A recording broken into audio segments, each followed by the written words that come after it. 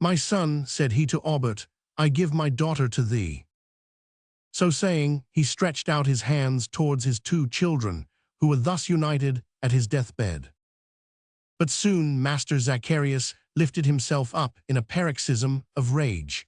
The words of the little old man recurred to his mind. "I do not wish to die," he cried. "I cannot die. I, Master Zacharias, ought not to die. My books, my accounts." With these words he sprang from his bed towards a book in which the names of his customers and the articles which had been sold to them were inscribed. He seized it and rapidly turned over its leaves, and his emaciated finger fixed itself on one of the pages. "There," he cried, "there, this old iron clock, sold to Pitnaxio. It is the only one that has not been returned to me. It still exists. It goes, it lives. Ah, I wish for it, I must find it. I will take such care of it that death will no longer seek me." And he fainted away. Aubert and Gerand knelt by the old man's bedside and prayed together. Chapter 5. The Hour of Death.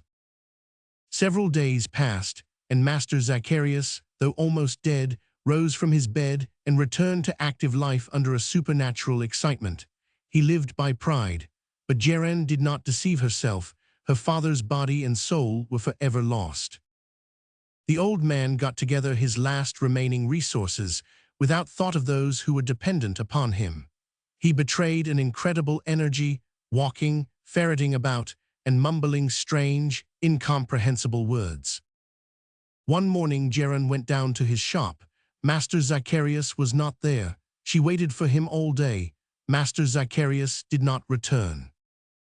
Gerand wept bitterly, but her father did not reappear. Aubert searched everywhere through the town, and soon came to the sad conviction that the old man had left it.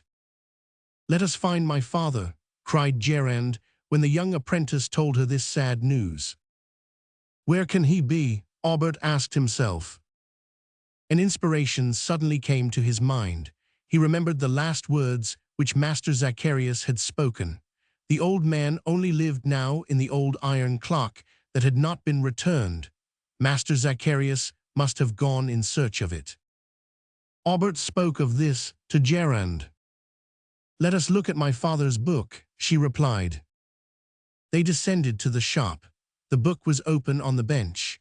All the watches or clocks made by the old man and which had been returned to him because they were out of order were stricken out, excepting one. "Sold to M. Pitnaxio, an iron clock, with bell and moving figures, sent to his chateau at Andernach." It was this moral clock of which Scholastique had spoken with so much enthusiasm. "My father is there," cried Gerand. "Let us hasten thither," replied Aubert. "We may still save him." "Not for this life," murmured Gerand, "but at least for the other." "By the mercy of God, Gerand, the chateau of Andernach stands in the gorge of the dense Dumidi, 20 hours from Geneva. Let us go." That very evening Aubert and Gerand, followed by the old servant, set out on foot by the road which skirts Lake Leman. They accomplished 5 leagues during the night, stopping neither at Bessinge nor at Erments, where rises the famous chateau of the Mayers. They with difficulty forded the torrent of the Drance, and everywhere they went they inquired for Master Zacharias, and were soon convinced that they were on his track. The next morning, at daybreak, having passed Thonon, they reached Evian, whence the Swiss territory may be seen extended over 12 leagues, but the two betrothed did not even perceive the enchanting prospect. They went straight forward, urged on by a supernatural force. Aubert, leaning on a knotty stick, offered his arm alternately to Gerand and to Scholastique, and he made the greatest efforts to sustain his companions. All three talked of their sorrow, of their hopes, and thus passed along the beautiful road by the waterside and across the narrow plateau which unites the borders of the lake with the heights of the Chalais. They soon reached Bouveret, where the Rhone enters the Lake of Geneva. On leaving this town, they diverged from the lake, and their weariness increased amid these mountain districts. Vianaz, Chesset, Colombay, half-lost villages were soon left behind. Meanwhile their knees shook, their feet were lacerated by the sharp points which covered the ground like a brushwood of granite, but no trace of Master Zacharias. He must be found, however, and the two young people did not seek repose either in the isolated hamlets or at the Chateau of Monthey, which, with its dependencies, formed the appanage of Margaret of Savoy. At last, late in the day, and half dead with fatigue, they reached the hermitage of Notre Dame du Sex, which is situated at the base of the dense du Midi, 600 feet above the Rhone. The hermit received the three wanderers as night was falling. They could not have gone another step, and here they must needs rest. The hermit could give them no news of Master Zacharias. They could scarcely hope to find him still living amid these sad solitudes. The night was dark, the wind howled amid the mountains, and the avalanches roared down from the summits of the broken crags. Aubert and Gerand, crouching before the hermit's hearth, told him their melancholy tale. Their mantles, covered with snow, were drying in a corner, and without, the hermit's dog barked lugubriously and mingled his voice with that of the tempest. "Pride," said the hermit to his guests, "has destroyed an angel created for good. It is the stumbling block against which the destinies of man strike. You cannot reason with pride, the principal of all the vices, since, by its very nature, the proud man refuses to listen to it. It only remains, then, to pray for your father." All four knelt down, when the barking of the dog redoubled, and someone knocked at the door of the hermitage. "Open, in the devil's name." The door yielded under the blows, and a disheveled, haggard, ill-clothed man appeared. "My father," cried Gerand. "It was Master Zacharias." "Where am I?" said he. "In eternity, time is ended, the hours no longer strike, the hands have stopped." "Father," returned Gerand, with so piteous an emotion that the old man seemed to return to the world of the living. "Thou here, Gerand," he cried, "and thou, Aubert, ah, my dear betrothed ones, you are going to be married in our old church." "Father," said Gerand, seizing him by the arm, "come home to Geneva, come with us."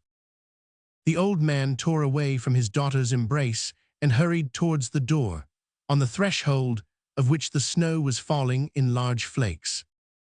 "Do not abandon your children," cried Aubert. "Why return," replied the old man sadly, "to those places which my life has already quitted, and where a part of myself is forever buried?" "Your soul is not dead," said the hermit solemnly. "My soul, oh no, its wheels are good, I perceive it beating regularly." "Your soul is immaterial, your soul is immortal," replied the hermit sternly. "Yes, like my glory, but it is shut up in the Chateau of Andernat, and I wish to see it again." The hermit crossed himself, Scholastique became almost inanimate, Aubert held Gerand in his arms. "The Chateau of Andernat is inhabited by one who is lost," said the hermit, "one who does not salute the cross of my hermitage. My father, go not thither. I want my soul is mine." "Hold him, hold my father," cried Gerand. But the old man had leaped across the threshold and plunged into the night, crying, "Mine, mine, my soul." Gerand, Aubert, and Scholastique hastened after him.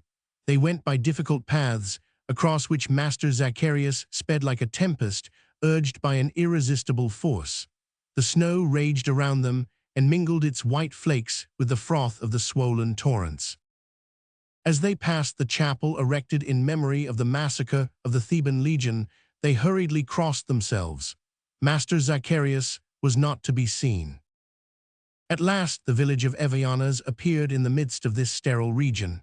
The hardest heart would have been moved to see this hamlet, lost among these horrible solitudes. The old man sped on and plunged into the deepest gorge of the dense du Midi, which pierced the sky with their sharp peaks. Soon a ruin, old and gloomy as the rocks at its base, rose before him. "It is there," he cried, hastening his pace still more frantically. "It is there." The Chateau of Andernat was a ruin even then.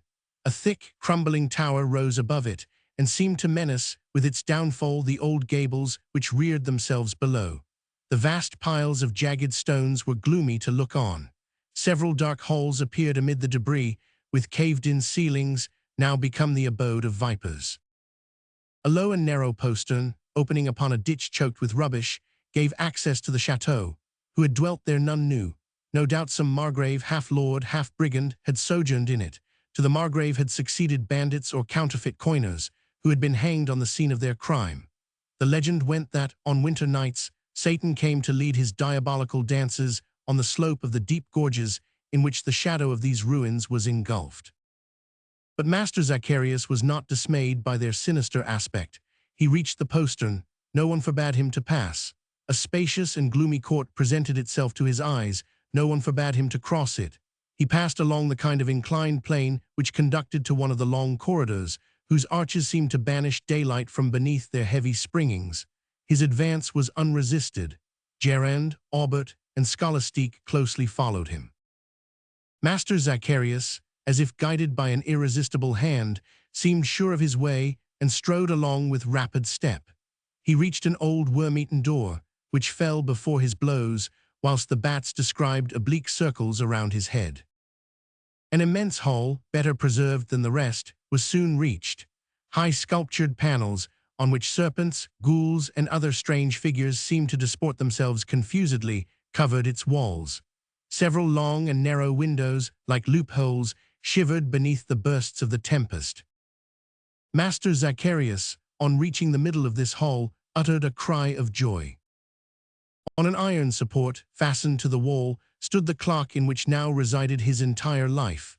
This unequaled masterpiece represented an ancient Roman church, with buttresses of wrought iron, with its heavy bell tower, where there was a complete chime for the anthem of the day, the Angelus, the Mass, Vespers, Compline, and the Benediction. Above the church door, which opened at the hour of the services, was placed a rose, in the center of which two hands moved, and the archivolt of which reproduced the 12 hours of the face, sculptured in relief. Between the door and the rose, just as Scholastique had said, a maxim, relative to the employment of every moment of the day, appeared on a copper plate. Master Zacharias had once regulated this succession of devices with a really Christian solicitude. The hours of prayer, of work, of repast, of recreation, and of repose followed each other according to the religious discipline, and were to infallibly ensure salvation to him who scrupulously observed their commands. Master Zacharias, intoxicated with joy, went forward to take possession of the clock, when a frightful roar of laughter resounded behind him. He turned, and by the light of a smoky lamp, recognized the little old man of Geneva. "You here?" cried he. Gerand was afraid. She drew closer to Aubert. "Good day, Master Zacharias," said the monster. "Who are you?" "Signor Pitnaxio, at your service. You have come to give me your daughter. You have remembered my words. Gerand will not wed Aubert." The young apprentice rushed upon Pitnaxio, who escaped from him like a shadow. "Stop, Aubert," cried Master Zacharias. "Good night," said Pitnaxio, and he disappeared. "My father, let us fly from this hateful place," cried Gerand, "my father." Master Zacharias was no longer there. He was pursuing the phantom of Pitnaxio across the rickety corridors. Scholastique, Gerand, and Aubert remained, speechless and fainting, in the large, gloomy hall. The young girl had fallen upon a stone seat. The old servant knelt beside her and prayed. Aubert remained erect, watching his betrothed. Pale lights wandered in the darkness, and the silence was only broken by the movements of the little animals which live in old wood, and the noise of which marks the hours of death watch. When daylight came, they ventured upon the endless staircase which wound beneath these ruined masses. For 2 hours they wandered thus, without meeting a living soul, and hearing only a far-off echo responding to their cries. Sometimes they found themselves buried 100 feet below the ground, and sometimes they reached places whence they could overlook the wild mountains. Chance brought them at last back again to the vast hall which had sheltered them during this night of anguish. It was no longer empty. Master Zacharias and Pitnaxio were talking there together, the one upright and rigid as a corpse, the other crouching over a marble table. Master Zacharias, when he perceived Gerand, went forward and took her by the hand and led her towards Pitnaxio, saying, "Behold your lord and master, my daughter. Gerand, behold your husband." Gerand shuddered from head to foot. "Never," cried Aubert, "for she is my betrothed." "Never," responded Gerand, like a plaintive echo. Pitnaxio began to laugh. "You wish me to die, then?" exclaimed the old man. "There, in that clock, the last which goes of all which have gone from my hands, my life is shut up, and this man tells me, when I have thy daughter, this clock shall belong to thee. And this man will not rewind it. He can break it and plunge me into chaos. Ah, my daughter, you no longer love me." "My father," murmured Gerand, recovering consciousness. "If you knew what I have suffered, far away from this principle of my existence," resumed the old man. "Perhaps no one looked after this timepiece. Perhaps its springs were left to wear out, its wheels to get clogged. But now in my own hands I can nourish this health so dear, for I must not die, I the great watchmaker of Geneva. Look, my daughter, how these hands advance with certain step. See, 5 o'clock is about to strike. Listen well, and look at the maxim which is about to be revealed." 5 o'clock struck with a noise which resounded sadly in Gerand's soul, and these words appeared in red letters: "You must eat of the fruits of the tree of science." Aubert and Gerand looked at each other stupefied. These were no longer the pious sayings of the Catholic watchmaker. The breath of Satan must have passed over it, but Zacharias paid no attention to this, and resumed.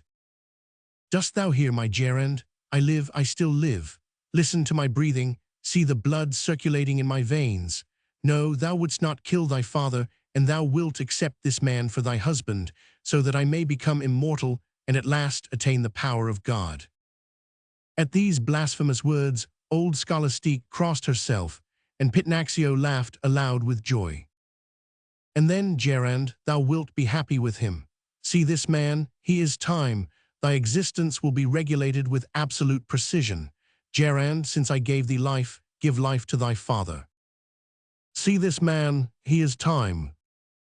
"Gerand," murmured Aubert, "I am thy betrothed." "He is my father," replied Gerand, fainting. "She is thine," said Master Zacharias. "Pitnaxio, thou wilt keep thy promise." "Here is the key of the clock," replied the horrible man. Master Zacharias seized the long key, which resembled an uncoiled snake, and ran to the clock, which he hastened to wind up with fantastic rapidity. The creaking of the spring jarred upon the nerves. The old watchmaker wound and wound the key without stopping a moment, and it seemed as if the movement were beyond his control. He wound more and more quickly, with strange contortions, until he fell from sheer weariness. "There, it is wound up for a century," he cried. Aubert rushed from the hall as if he were mad. After long wandering, he found the outlet of the hateful chateau and hastened into the open air. He returned to the hermitage of Notre Dame du Sex and talked so despairingly to the holy recluse that the latter consented to return with him to the chateau of Andernach. If, during these hours of anguish, Gerand had not wept, it was because her tears were exhausted. Master Zacharias had not left the hall. He ran every moment to listen to the regular beating of the old clock. Meanwhile the clock had struck, and to Scholastique's great terror, these words had appeared on the silver face: "Man ought to become the equal of God." The old man had not only not been shocked by these impious maxims, but read them deliriously, and flattered himself with thoughts of pride, whilst Pitnaxio kept close by him. The marriage contract was to be signed at midnight. Gerand, almost unconscious, saw or heard nothing. The silence was only broken by the old man's words and the chuckling of Pitnaxio. 11 o'clock struck. Master Zacharias shuddered and read in a loud voice: "Man should be the slave of science, and sacrifice to it relatives and family." "Yes," he cried, "there is nothing but science in this world." The hands slipped over the face of the clock with the hiss of a serpent, and the pendulum beat with accelerated strokes. Master Zacharias no longer spoke. He had fallen to the floor, his throat rattled, and from his oppressed bosom came only these half-broken words: "Life, science." The scene had now two new witnesses, the hermit and Aubert. Master Zacharias lay upon the floor. Gerand was praying beside him, more dead than alive. Of a sudden, a dry, hard noise was heard, which preceded the strike. Master Zacharias sprang up. "Midnight," he cried. The hermit stretched out his hand towards the old clock, and midnight did not sound. Master Zacharias uttered a terrible cry, which must have been heard in hell, when these words appeared. "Whoever shall attempt to make himself the equal of God shall be forever damned." The old clock burst with a noise like thunder, and the spring, escaping, leaped across the hall with 1,000 fantastic contortions. The old man rose, ran after it, trying in vain to seize it, and exclaiming, "My soul, my soul." The spring bounded before him, first on one side, then on the other, and he could not reach it. At last Pitnaxio seized it, and, uttering a horrible blasphemy, engulfed himself in the earth. Master Zacharias fell backwards. He was dead. He was dead. The old watchmaker was buried in the midst of the peaks of Andernach. Then Aubert and Gerand returned to Geneva, and during the long life which God accorded to them, they made it a duty to redeem by prayer the soul of the castaway of science. A drama in the air. In the month of September 185, I arrived at Frankfurt on the Main.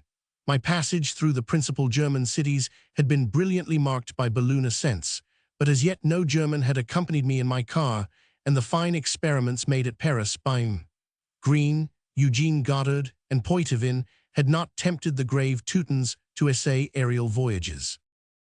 But scarcely had the news of my approaching ascent spread through Frankfurt than 3 of the principal citizens begged the favor of being allowed to ascend with me. 2 days afterwards, we were to start from the Place de la Comédie. I began at once to get my balloon ready. It was of silk, prepared with gutta percha, a substance impermeable by acids or gases, and its volume, which was 3,000 cubic yards, enabled it to ascend to the loftiest heights.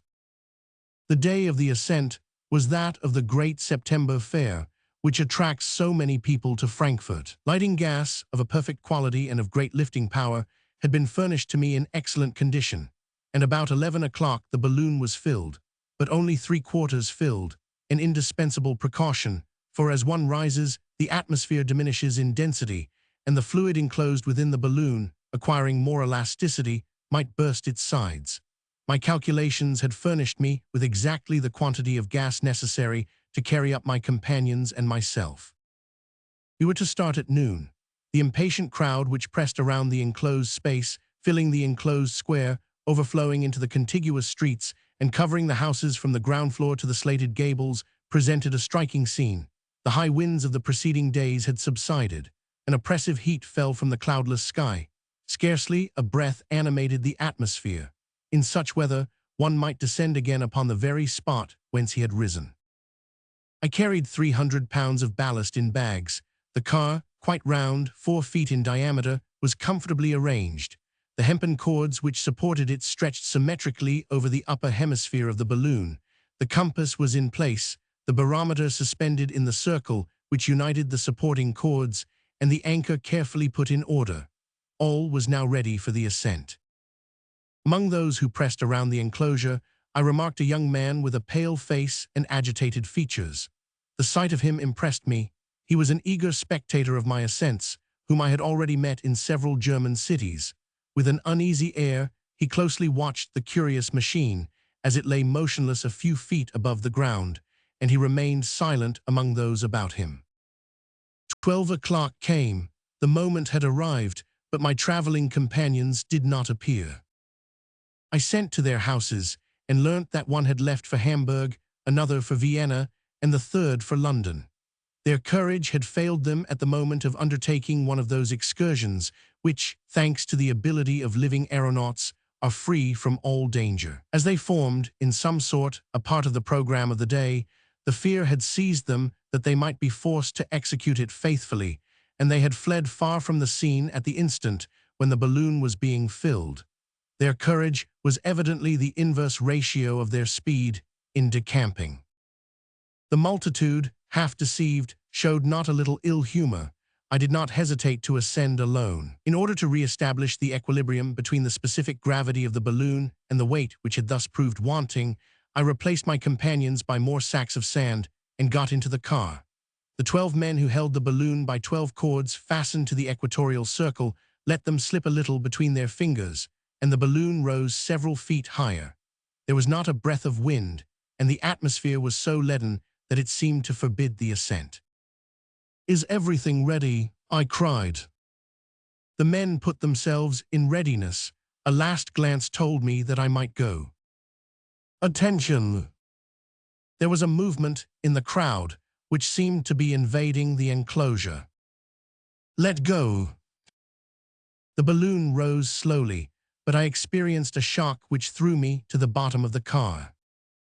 When I got up, I found myself face to face with an unexpected fellow voyager, the pale young man. "Monsieur, I salute you," said he, with the utmost coolness. "Monsieur, I salute you." "By what right?"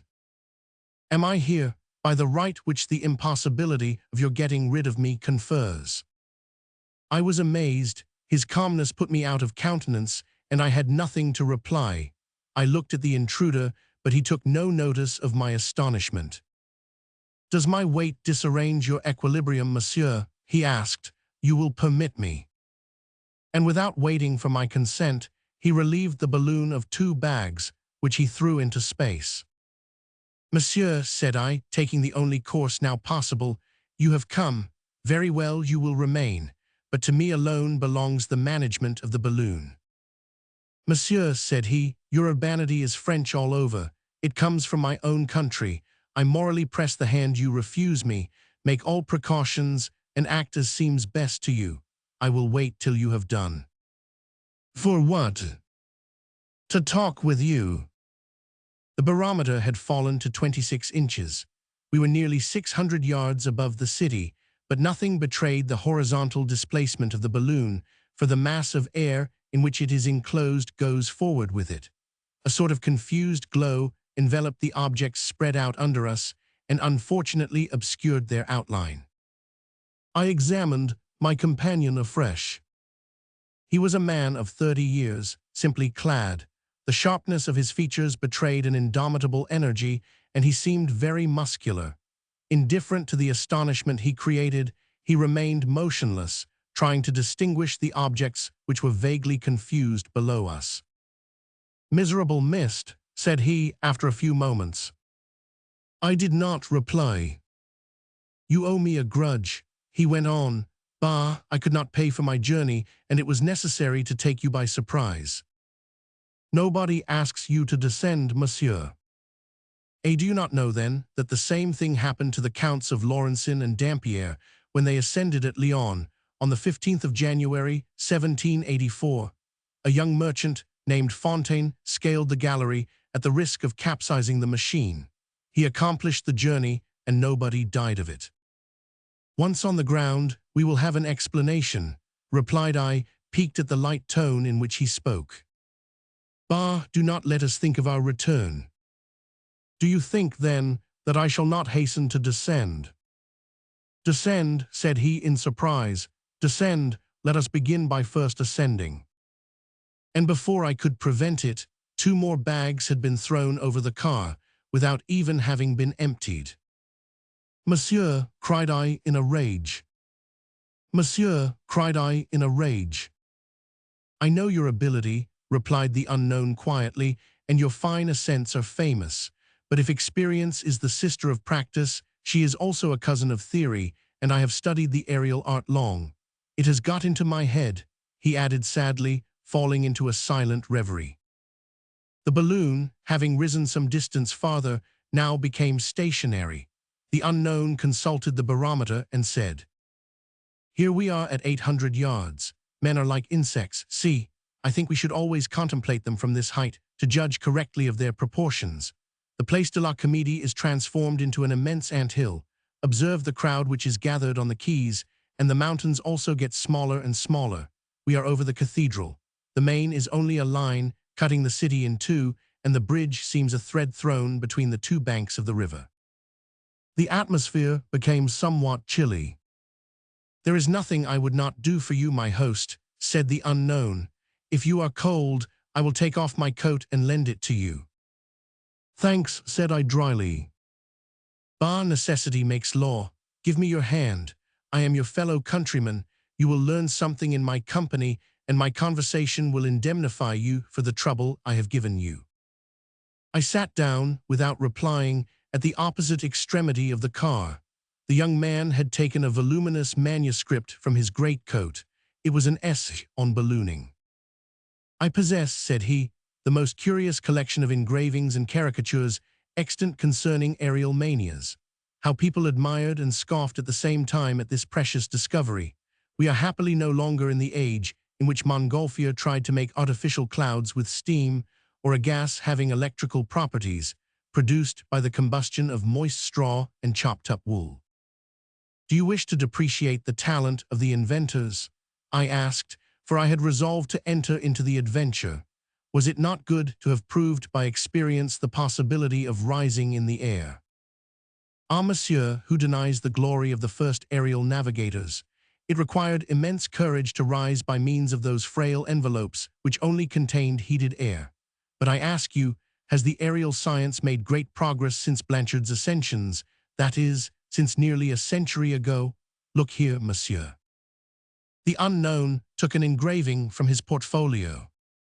"Here," said he, "is the first aerial voyage undertaken by Pilater des Rosiers and the Marquis d'Arlans 4 months after the discovery of balloons. Louis Roman XVI refused to consent to the venture, and 2 men who were condemned to death were the first to attempt the aerial ascent. Pilater des Rosiers became indignant at this injustice, and by means of intrigues obtained permission to make the experiment. The car, which renders the management easy, had not then been invented, and a circular gallery was placed around the lower and contracted part of the Montgolfier balloon. The 2 aeronauts must then remain motionless at each extremity of this gallery, for the moist straw which filled it forbade them all motion. A chafing dish with fire was suspended below the orifice of the balloon. When the aeronauts wished to rise, they threw straw upon this brazier, at the risk of setting fire to the balloon, and the air, more heated, gave it fresh ascending power. The 2 bold travelers rose, on the 21st of November, 1783, from the Muet Gardens, which the Dauphin had put at their disposal. The balloon went up majestically, passed over the Isle of Swans, crossed the Seine at the Conference Barrier, and drifting between the Dome of the Invalids and the Military School, approached the Church of St. Sulpice. Then the aeronauts added to the fire, crossed the boulevard, and descended beyond the Enfer Barrier. As it touched the soil, the balloon collapsed, and for a few moments buried Pilater des Rosiers under its folds. "Unlucky augury," I said, interested in the story which affected me nearly. "An augury of the catastrophe which was later to cost this unfortunate man his life," replied the unknown sadly. "Have you never experienced anything like it?" "Never." "Bah, misfortunes sometimes occur unforeshadowed," added my companion. He then remained silent. Meanwhile, we were advancing southward, and Frankfurt had already passed from beneath us. "Perhaps we shall have a storm," said the young man. "We shall descend before that," I replied. "Indeed, it is better to ascend. We shall escape it more surely." And 2 more bags of sand were hurled into space. The balloon rose rapidly and stopped at 1,200 yards. I became colder, and yet the sun's rays, falling upon the surface, expanded the gas within and gave it a greater ascending force. "Fear nothing," said the unknown. "We have still 3,500 fathoms of breathing air. Besides, do not trouble yourself about what I do." I would have risen, but a vigorous hand held me to my seat. "Your name?" I asked. "My name, what matters it to you?" "I demand your name." "My name is Erostratus or Empedocles, whichever you choose." This reply was far from reassuring. The unknown, besides, talked with such strange coolness that I anxiously asked myself whom I had to deal with. Monsieur, he continued, nothing original has been imagined since the physicist Charles. 4 months after the discovery of balloons, this able man had invented the valve, which permits the gas to escape when the balloon is too full or when you wish to descend, the car which aids the management of the machine, the netting which holds the envelope of the balloon and divides the weight over its whole surface, the ballast which enables you to ascend and to choose the place of your landing, the India rubber coating which renders the tissue impermeable, the barometer which shows the height attained. Lastly, Charles used hydrogen, which, 14 times lighter than air, permits you to penetrate to the highest atmospheric regions and does not expose you to the dangers of a combustion in the air. On the 1st of December, 1783, 300,000 spectators were crowded around the Tuileries. Charles rose, and the soldiers presented arms to him. He traveled 9 leagues in the air, conducting his balloon with an ability not surpassed by modern aeronauts. The king awarded him a pension of 2,000 livres, for then they encouraged new inventions. The unknown now seemed to be under the influence of considerable agitation. Monsieur, he resumed, I have studied this, and I am convinced that the first aeronauts guided their balloons. Without speaking of Blanchard, whose assertions may be received with doubt, Guyton Morveau, by the aid of oars and rudder, made his machine answer to the helm and take the direction he determined on. More recently, M. Julian, a watchmaker, made some convincing experiments at the Hippodrome in Paris, for by a special mechanism, his aerial apparatus, oblong in form, went visibly against the wind. It occurred to M. Petin to place 4 hydrogen balloons together, and by means of sails hung horizontally and partly folded, he hopes to be able to disturb the equilibrium, and thus inclining the apparatus to convey it in an oblique direction. They speak also of forces to overcome the resistance of currents, for instance, the screw, but the screw, working on a movable center, will give no result. I, monsieur, have discovered the only means of guiding balloons, and no academy has come to my aid, no city has filled up subscriptions for me, no government has thought fit to listen to me. It is infamous.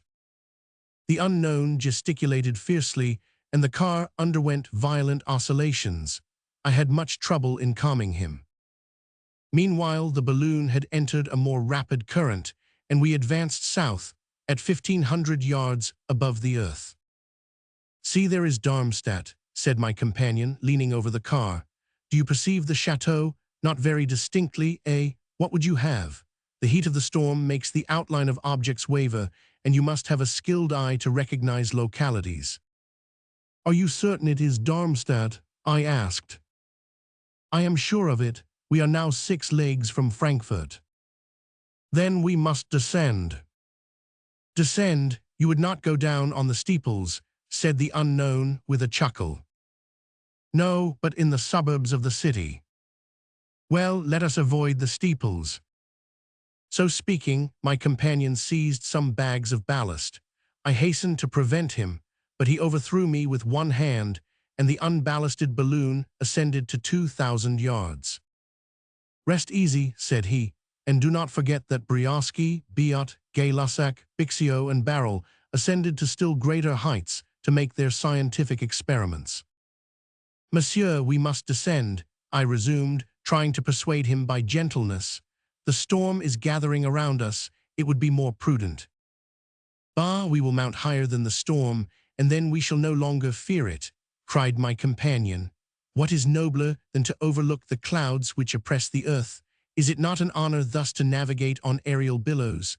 The greatest men have traveled as we are doing. The Marchioness and Countess de Montelembert, the Countess of Podnes, Mademoiselle Lagarde, the Marquis de Montelembert, rose from the Faubourg Saint-Antoine for these unknown regions, and the Duc de Chartres exhibited much skill and presence of mind in his ascent on the 15th of July, 1784. At Lyon, the Counts of Laurencin and Dampierre, at Nantes, M. de Lines, at Bordeaux, 500 Arbalète d'Esgranges, in Italy, the Chevalier Andrini, in our own time, the Duke of Brunswick, have all left the traces of their glory in the air.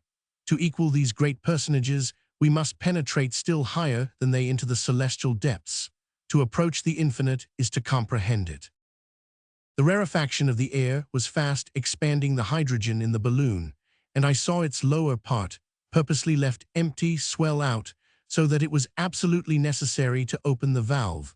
But my companion did not seem to intend that I should manage the balloon as I wished. I then resolved to pull the valve cord secretly as he was excitedly talking, for I feared to guess with whom I had to deal. It would have been too horrible. It was nearly 1:15. We had been gone 40 minutes from Frankfurt. Heavy clouds were coming against the wind from the south and seemed about to burst upon us. "Have you lost all hope of succeeding in your project?" I asked with anxious interest. "All hope," exclaimed the unknown in a low voice. "Wounded by slights and caricatures, these asses' kicks have finished me. It is the eternal punishment reserved for innovators. Look at these caricatures of all periods, of which my portfolio is full." While my companion was fumbling with his papers, I had seized the valve cord without his perceiving it. I feared, however, that he might hear the hissing noise, like a watercourse, which the gas makes in escaping. "How many jokes were made about the Abbe Milan," said he. "He was to go up with Janinet and Bredin. During the filling, their balloon caught fire, and the ignorant populace tore it in pieces. Then this caricature of curious animals appeared, giving each of them a punning nickname." I pulled the valve cord, and the barometer began to ascend. It was time. Some far-off rumblings were heard in the south. "Here is another engraving," resumed the unknown, not suspecting what I was doing. "It is an immense balloon carrying a ship, strong castles, houses, and so on. The caricaturists did not suspect that their follies would one day become truths. It is complete, this large vessel. On the left is its helm, with the pilot's box. At the prow are pleasure houses, an immense organ, and a cannon to call the attention of the inhabitants of the earth or the moon. Above the poop, there are the observatory and the balloon longboat. In the equatorial circle, the army barrack. On the left, the funnel, then the upper galleries for promenading, sails, pinions. Below, the cafes and general storehouse. Observe this pompous announcement. Invented for the happiness of the human race, this globe will depart at once for the ports of the Levant, and on its return the program of its voyages to the two poles and the extreme west will be announced. No one need furnish himself with anything. Everything is foreseen, and all will prosper. There will be a uniform price for all places of destination, but it will be the same for the most distant countries of our hemisphere, that is to say, 1,000 louis for one of any of the said journeys. And it must be confessed that this sum is very moderate, when the speed, comfort, and arrangements which will be enjoyed on the balloon are considered, arrangements which are not to be found on land, while on the balloon each passenger may consult his own habits and tastes. This is so true that in the same place some will be dancing, others standing, some will be enjoying delicacies, others fasting. Whoever desires the society of wits may satisfy himself. Whoever is stupid may find stupid people to keep him company. Thus pleasure will be the soul of the aerial company. All this provoked laughter, but before long, if I am not cut off, they will see it all realized. We were visibly descending. He did not perceive it. "This kind of game at balloons," he resumed, spreading out before me some of the engravings of his valuable collection. "This game contains the entire history of the aerostatic art. It is used by elevated minds, and is played with dice and counters, with whatever stakes you like, to be paid or received according to where the player arrives." "Why," said I, "you seem to have studied the science of aerostation profoundly." "Yes, monsieur, yes. From Phaethon, Icarus, Archytas, I have searched for, examined, learnt everything. I could render immense services to the world in this art, if God granted me life, but that will not be." "Why?" "Because my name is Empedocles or Erostratus." Meanwhile, the balloon was happily approaching the earth, but when one is falling, the danger is as great at 100 feet as at 5,000. "Do you recall the Battle of Fleurus?" resumed my companion, whose face became more and more animated. "It was at that battle that Cantello, by order of the government, organized a company of balloonists. At the siege of Manbenge, General Jourdan derived so much service from this new method of observation that Cantello ascended twice a day with the general himself. The communications between the aeronaut and his agents who held the balloon were made by means of small white, red, and yellow flags. Often the gun and cannon shot were directed upon the balloon when he ascended, but without result. When General Jourdan was preparing to invest Charleroi, Cantello went into the vicinity, ascended from the plain of Jumet, and continued his observations for 7 or 8 hours with General Morlot, and this no doubt aided in giving us the victory of Fleurus. General Jourdan publicly acknowledged the help which the aeronautical observations had afforded him. Well, despite the services rendered on that occasion and during the Belgian campaign, the year which had seen the beginning of the military career of balloons saw also its end. The school of Meudon, founded by the government, was closed by Buonaparte on his return from Egypt. And now, what can you expect from the newborn infant? As Franklin said, the infant was born alive, it should not be stifled. He continued his observations for 7 or 8 hours with General Morlot. The unknown bowed his head in his hands and reflected for some moments. Then raising his head, he said, "Despite my prohibition, monsieur, you have opened the valve.